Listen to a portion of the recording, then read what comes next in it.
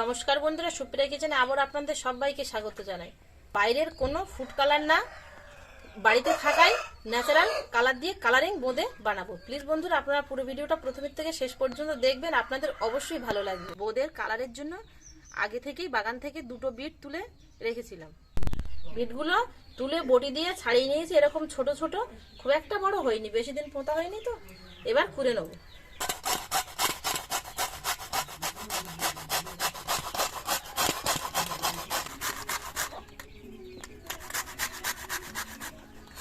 কুড়ে নিয়েছি, এবার এর থেকে আমি চাপ দিয়ে দিয়ে রস বের করে নেব একটা আলাদা বাটিতে। দেখুন, সম্পূর্ণ একদম ন্যাচারাল কালার।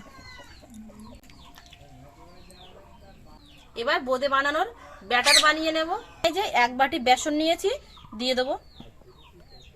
এবার এই যে বিটি রসটা আমি বের করে রেখেছিলাম, এই কালারটা আগে দিয়ে দেবো।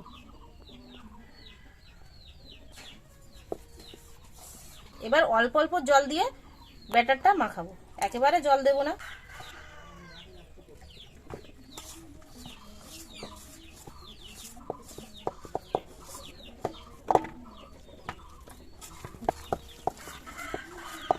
কালারটা কত সুন্দর এসছে দেখুন, একদম বাইরের কোনো ফুড কালার না, পিওর ন্যাচারাল কালার। এই বাটি আর এই বাটি কিন্তু একই মাপের বাটি। এই বাটির মাপ করে এক বাটি বেসন নিয়েছি একদম ফুল ফুল, আর এই বাটির মাপ করে 1.5 বাটি মতো জল লেগেছে। এই ব্যাটারের মধ্যে ব্যাটারের ঘনত্বটা দেখুন, ঠিক এরকম রেখেছি আমি। ব্যাটারটা যত ভালোভাবে ফাটানো যাবে ততই কিন্তু ভালো হবে। ব্যাটারটা খুব ভালোভাবে আমি ফাটিয়ে নেব, যেন গুটি গুটি না থাকে ভেতরে। এখনো গুটি গুটি আছে, এই যে বোঝা যাচ্ছে। বোঁদে বানানোর জন্য ব্যাটারটা একদম রেডি হয়ে গেছে। এবার চাপা দিয়ে রেখে দিয়ে চিনির শিরাটা বানিয়ে নেব। এই বাটির 1 বাটি চিনি নিয়েছি, দিয়ে দেবো। দিয়ে দেবো 1 বাটি জল।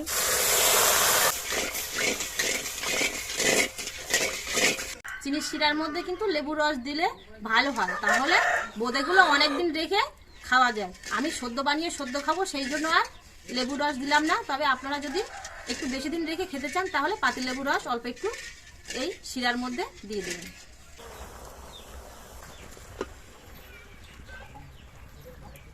চিনি শিরাটা দেখুন রেডি হয়ে গেছে, এই যে হাতের মধ্যে একটু তার পড়ছে। এবার নামিয়ে নেব শিরাটা।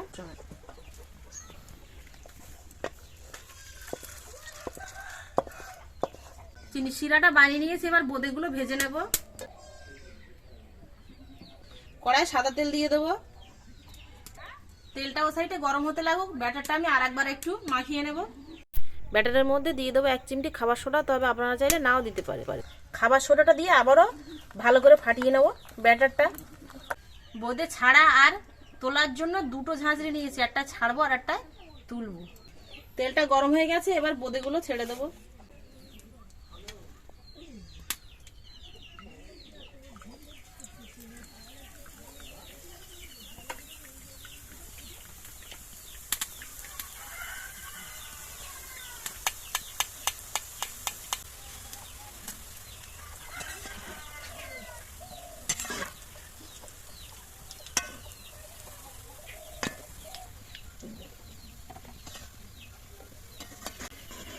বেশি ভাজবো না, তাহলে লাল হয়ে যাবে, আরো পুড়ে পুড়ে যাবে।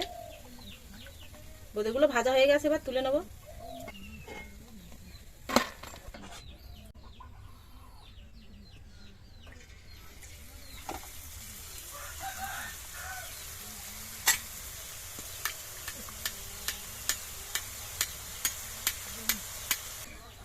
এগুলোও ভাজা হয়ে গেছে, তুলে নেব।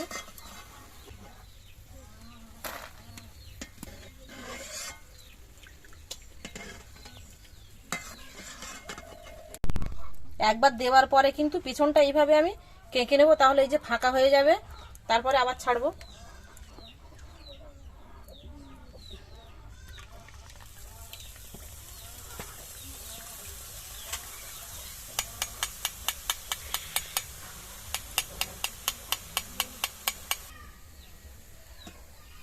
যে কোনো পূজা অনুষ্ঠানে আপনারা এরকম বাড়িতে খুব সহজেই সুন্দর কালারিং বোঁদে বানিয়ে নিতে পারেন। আর যদি হঠাৎ মাত্র বাড়িতে কোনো আত্মীয় স্বজন আসে, বাড়িতে যদি মিষ্টি না থাকে তাহলে কিন্তু এরকম খুব সহজে মিষ্টি বানিয়ে তাদেরকে খেতে দিতে পারেন। সবাই কিন্তু খুবই খুশি হবে। এরকম ন্যাচারাল কালার দিয়ে মিষ্টি এগুলো সব ভেজে নিয়েছি, দেখুন দেখতে কত সুন্দর লাগছে। এবার চিনির রসে বুড়িয়ে নেব।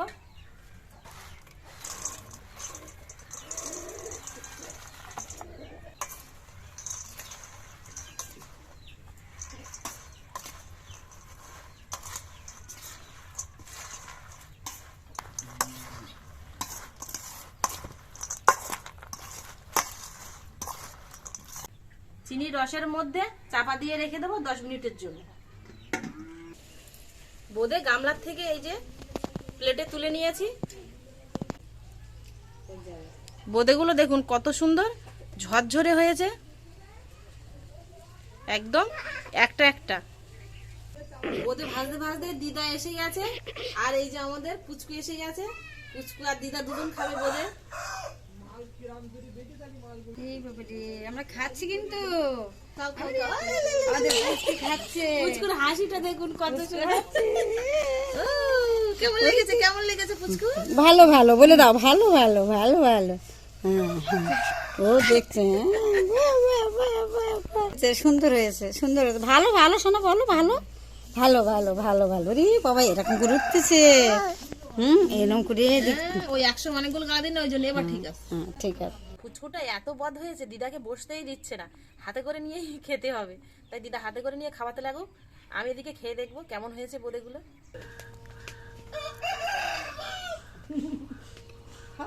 দারুণ হয়েছে বোঁদেটা খেতে, যতটা মুচমুচে ততটাই মিষ্টি হয়েছে আর টেস্টি হয়েছে।